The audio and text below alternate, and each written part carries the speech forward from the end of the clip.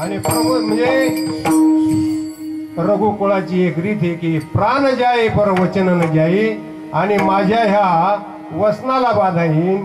मारुतीरायानी आणि प्रभू रामचंद्रांनी त्या ठिकाणावरून उड्डाण केलं. मारुतीरायाच्या खांद्यावर प्रभू रामचंद्र बसले आणि थेट लंकेकडे गेले. लंकेकडे गेल्यानंतर त्या ठिकाणी युद्धाचा शंख फुकला गेला. हा शतमुखी रावण आणि या एकदम असा रात्रीच्याला खाऊन पिऊन उघडा बोंब झोपलेला होता. आणि झोपला असताना हा जो युद्धाचा शंख वाजल्यानंतर तसाच उठून आला आणि युद्ध चालू झालं. युद्ध चालू झाल्यानंतर काही केल्याने आणि तो शतमुखी रावण मरणा. आता प्रश्न आता इथे असा निर्माण होईल का, काही जणांचा विचार पडेल की महाराज रावण तर आतापर्यंत आम्ही एकच ऐकलेला आहे, हा शतमुखी रावण कोण? तर हे रावण हे चार आहेत. चार रावण, एक आही रावण, मही रावण आणि दशवदन रावण आणि हा शतमुखी रावण. आणि ह्या रावणाने युद्ध चालू झालं शतमुखी रावणाचं आणि भगवान प्रभू रामचंद्राचं, पण काही केल्याने ते शतमुखी रावण मरणा. आणि म्हणून मरणा म्हणून आणि हनुमंतरायाला खाली वाकले आणि कानात हनुमंतरायाचे म्हणले, मारुती हा आपल्याला उजेडोस्तवर मी राहून देणार नाही. हनुमंतराया हे बुद्धिमत्ता वरिष्ठम, बुद्धिमत्तेमध्ये एकदम वरिष्ठ असणारे हनुमंतरायाने आणि 6 नंबरचं जे संन्यासी ब्रह्मचारी त्याला विचारलं की आता याच्यावर करायचं काय? तर त्या ठिकाणी त्यांनी सांगितलं की नारदाने सांगितलं की याचा मृत्यू हा शक्तीच्या महाशक्तीच्या आदिशक्तीच्या हाताने आहे, तुमच्या हाताने मरणार नाही. आणि म्हणून आता करायचं काय? या ठिकाणी हनुमंतराय आणि प्रभू रामचंद्राने सुद्धा एक थोडीशी आणि मिस्टेक केली, घाई केली की बरोबर जाताना सीता आई साहेबाला घेऊन जायचं ते एकटेच गेल्यामुळं, आणि आता परत सीतेला जर आणायला जायचंय तर सकाळच्या परी आणि साधन द्वादशीचं जे व्रत आहे ते साधन द्वादशीचं व्रत भगवान परमात्म्याचं खरं व्हायला पाहिजे. आणि त्याच्यामुळं या व्रत खरं होण्यासाठी आणि भगवंतानी हनुमंतरायाने परत त्या ठिकाणी सीतेला जाऊन याच्यातून अयोध्येतून आणलं आणि त्या शतमुखी रावणाचा वध केला. विठ्ठल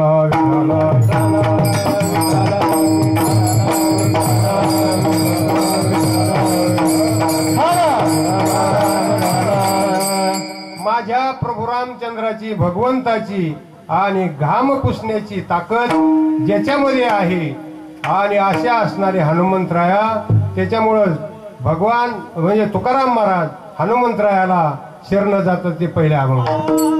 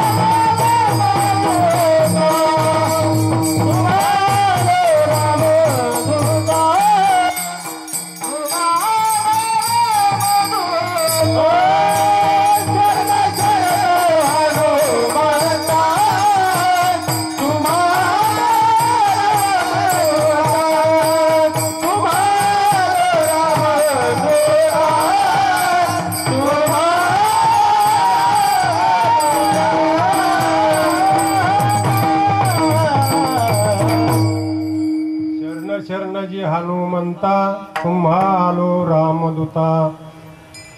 प्रश्न असा पडतो की आता शरण कोणी कोणात जावं. एक जणाने असा प्रश्न केला की कोणाला शरण गेलं पाहिजे.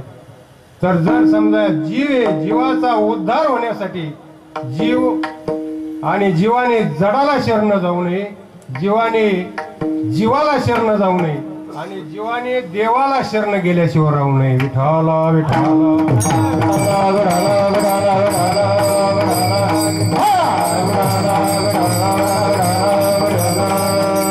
जीवाने जडाला शरण जाऊ नये. कारण एक जड दुसऱ्या जडाचा एक जड जीव आहे तो जीवाचा उद्धार करू शकत नाही आणि त्याच्यामुळं जीवाने जडाला शरण जाऊन उपयोग नाही, जीवाने जीवाला शरण जाण्यात उपयोग नाही. कारण मोक्षाची प्राप्ती किंवा सुख जर पाहायचं असेल तर जीवाने जीवाला शरण जाऊन उपयोग नाही. कारण एक जीव दुसऱ्या जीवाची आणि त्याला सुख शांती किंवा मोक्ष प्रदान करू शकत नाही. विठाला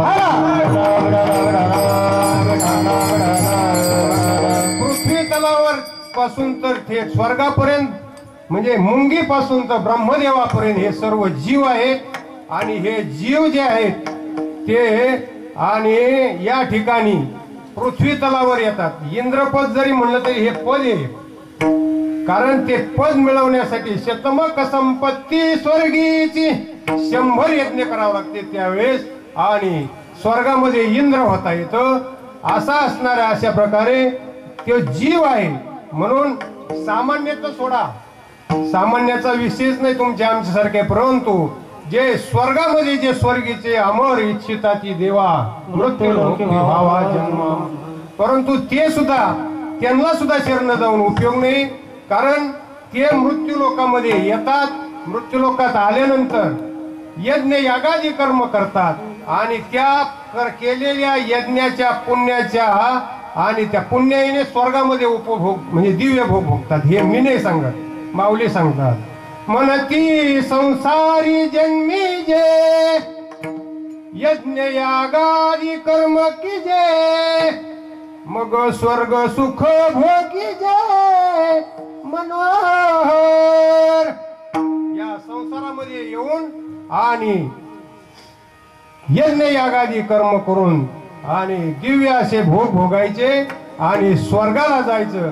परंतु त्यांना हे कळत नाही का ह्या स्वर्गामध्ये गेल्यानंतर ज्या दिव्य भोग भोगत असताना त्या भोगाची त्या ठिकाणी मायनस मध्ये चालतं, वजाबाकी चालू होते आणि वजाबाकी चालू झाल्यानंतर त्या ठिकाणी आणि त्यांच्या पुण्याचा साठा संपल्यानंतर आणि ते परत आणि माग येऊ लागतात. मग तया पुण्याची पावटी सरे सवेची इंद्रपदाची उटी उतरे येऊ लागती माघारे मृत्यू लोका. किंवा महाराज म्हणतात तुका म्हणे जाती पुण्यक्षया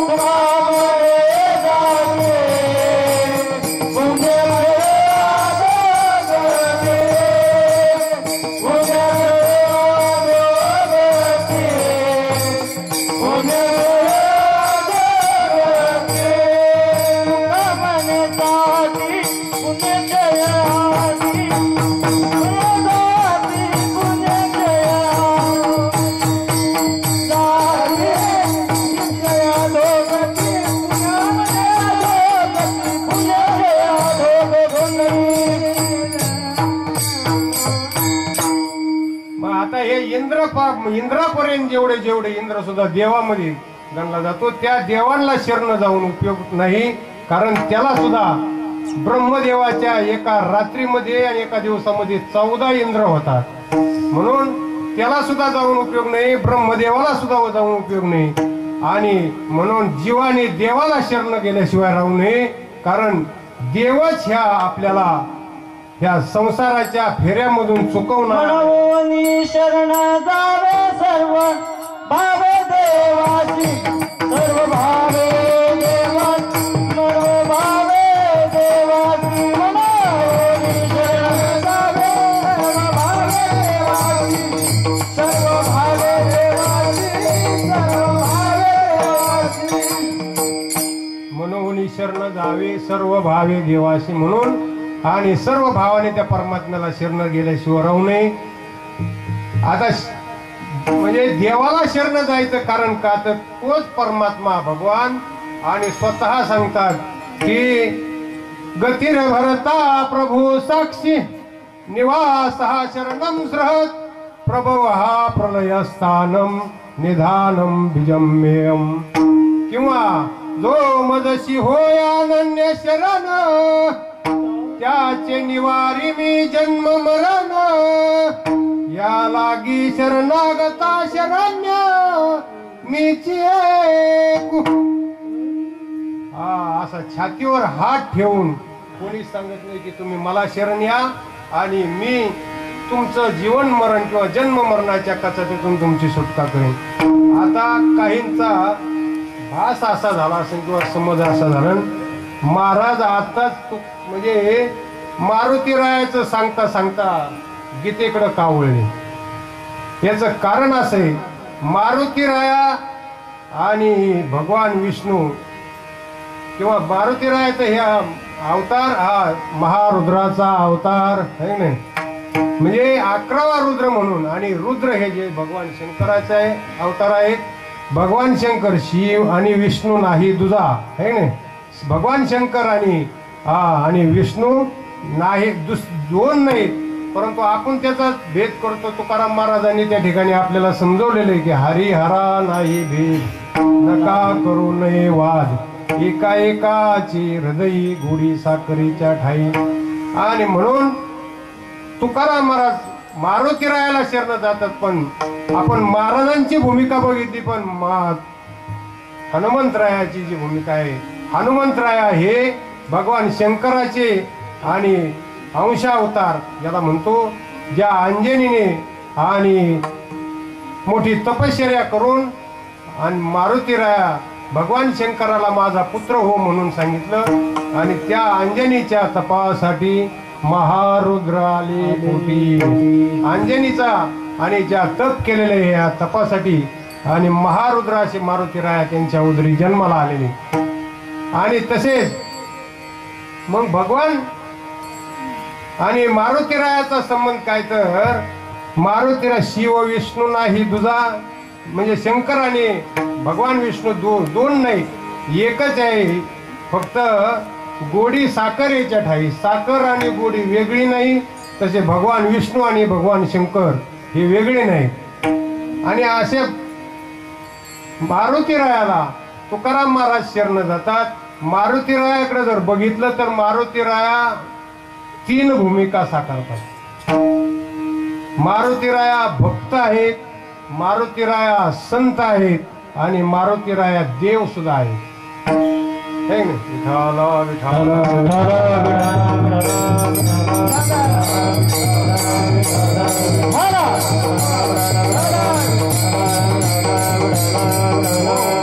मारुतीराया संत कसे आहेत तर संतांचं फक्त एकच असतं की नामस्मरण करणं. आणि मारुतीराया आयुष्यामध्ये नामस्मरणच फक्त त्यांनी केलं. कारण महाराज सांगतात तेची संत ज्यांचा हेत विठ्ठली नेनती काही टाना टोना नामस्मरणा वाचुनी. म्हणून तुकाराम महाराज आणि नामस्मरण करता आपले मारुतीराया नामस्मरण करतात. म्हणून मारुतीराया आणि संतांची सुद्धा भूमिका आहे. मारुतीराया भक्त आहेत. ते भक्त आहेत कसे ते प्रमाण सांगण्याची आणि बाकीच्या इकडे जायचे नाही. तुकाराम महाराज कशी भक्ती केली तुकाराम महाराजांनी म्हणजे मारुतीरायांनी हे तुकाराम महाराज अभंगाच्या द्वितीय भक्ती चार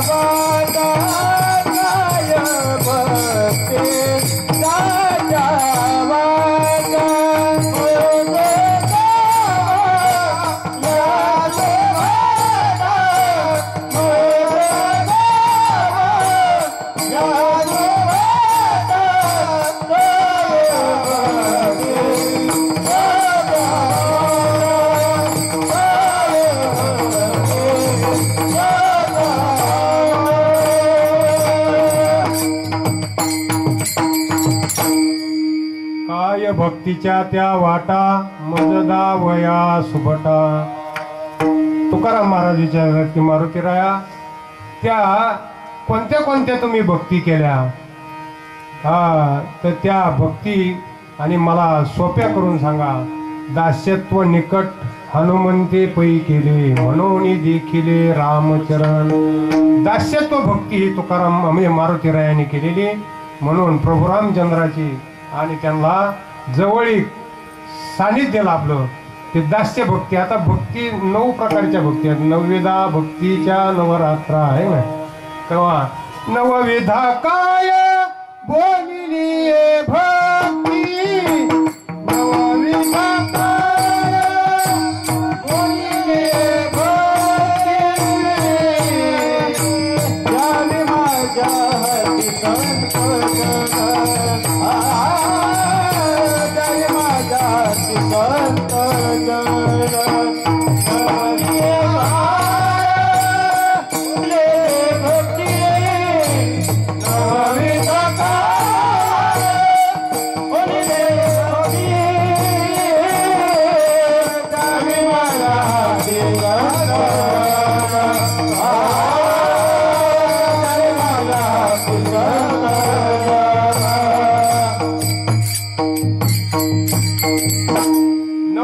भक्तीचं वर्णन केलेलं आहे.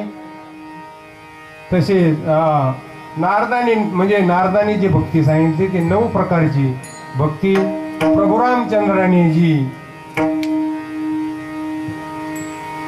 शबरीला सांगितली ती 9 प्रकारची भक्ती. 9 प्रकारच्या भक्तीने शबरीचा उद्धार भगवान परमात्म्याने केला. त्याच्यानंतर भक्ती जर 9 प्रकारची आहे परंतु भगवान गीतेमध्ये आणि अर्जुनाला सांगतात की अर्जुना मला भजणारे 4 प्रकारचे भक्त आहेत. चतुर्विधा 4 प्रकारचे भक्त. मग तो कोणता भक्त आहे. पहिला आरतू तो आरती जे निव्याजे. जिज्ञासू तो जाणावाया लागी भजे. अशा प्रकारे हे 4 भक्त आहेत. चतुर्विधा भजन्ते माम. ते 4 प्रकारचे मला भक्त आहेत भजणारे. परंतु नारदाने नारद भक्ती सूत्रामध्ये 9 भक्तीचं वर्णन केलेलं आहे. त्याच्यातून आणि हनुमंतरायाने दास्यत्व भक्ती केल्यामुळे प्रभू रामचंद्राचं सानिध्य मारुतीरायाला लाभलं. म्हणून तुकाराम महाराज विचारतात की अशा कोणती भक्ती केली. प्रसंग असा एकदा काय आलं. मारुतीराया बसले असताना सीतामाई आणि मारुतीरायाचा संवाद चालला. मारुतीरायाने विचारलं म्हणजे आई साहेब तुम्ही एवढ्या भगवान परमात्म्याला प्रिय का आहे.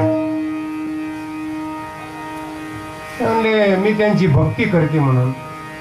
मग म्हणले तुम्ही हे जे भांगामध्ये सिंदूर भरता याचं कारण काय.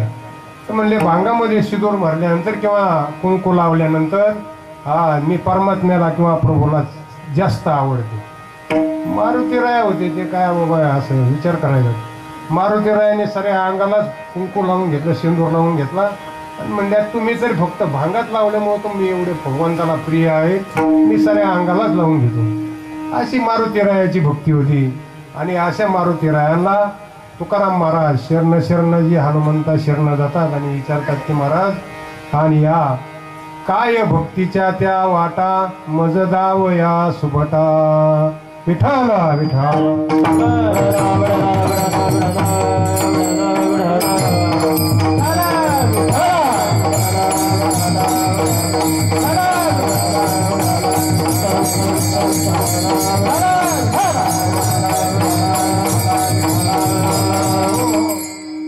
प्रसंग असा की महाभारताचं जे युद्ध चाललं ते 18 दिवसाचं युद्ध आणि त्या 18 दिवसाच्या युद्धात 17 दिवसाचं युद्ध संपल्यानंतर राहिला होता फक्त एकटा दुर्योधन. दुर्योधनाला मारल्यानंतर आणि 18व्या दिवशी भगवान परमात्म्याने अर्जुना अगदी म्हणजे पुष्पवर्षाव अर्जुनावर होत होता स्वर्गातून. आणि त्या पुष्पवर्षाव होत असताना वरून जे ध्वजस्तंभावरी वानरू तो मूर्तिमंत शंकरू सारथी श्री शरंग धरू अर्जुनेशी. भगवान परमात्मा अर्जुनाच्या रथाचं सारथ्य करीत होते आणि ध्वजस्तंभावर मारुतीराया विराजमान होते. मारुतीराया विराजमान असताना त्या रथावर भगवान परमात्मा आणि त्यांच्या हातामध्ये ह्यो रथाची जी दोरी किंवा जे घोड्याचे जे लगाम ते भगवान परमात्म्याच्या हातात होते. 18 दिवसाच्या युद्ध 18व्या दिवशी भगवंताने अर्जुनाला सांगितलं की अर्जुना आता युद्ध समाप्ती झालेली आहे. अर्जुन तर उड्याच हाणायला लागला नुसता त्या रथामध्ये, कारण कौरव सौरव संपलेले होते. आणि म्हणून भगवान हनुमंतरायांनी भगवान कृष्णाच्या कानात सांगितलं की मालक आता जाऊ द्या, मला उशीर झालाय. अर्जुनाला त्यांनी सांगितलं की आता मारुतीरायाला जायची घाई आहे, अर्जुना तू खाली उतर. अर्जुन काही केल्या खाली उतरणार, कारण त्या युद्धामध्ये बरेचसे असे म्हणजे कौरवाकडे सांगतात असं का 22 लोक हे कौरव काढले. इमानदार लोक जे म्हणतात ते 22 लोक इमानदार कौरवाच्या पक्षामध्ये होते. त्या कौरवाच्या पक्षात 22 लोक आणि पांडवांच्या पक्षात फक्त धर्मराजाचे आणि इमानदार होते. आणि परंतु भगवंतांनी त्याची सुद्धा इमानदारी आणि पाण्यात घातली.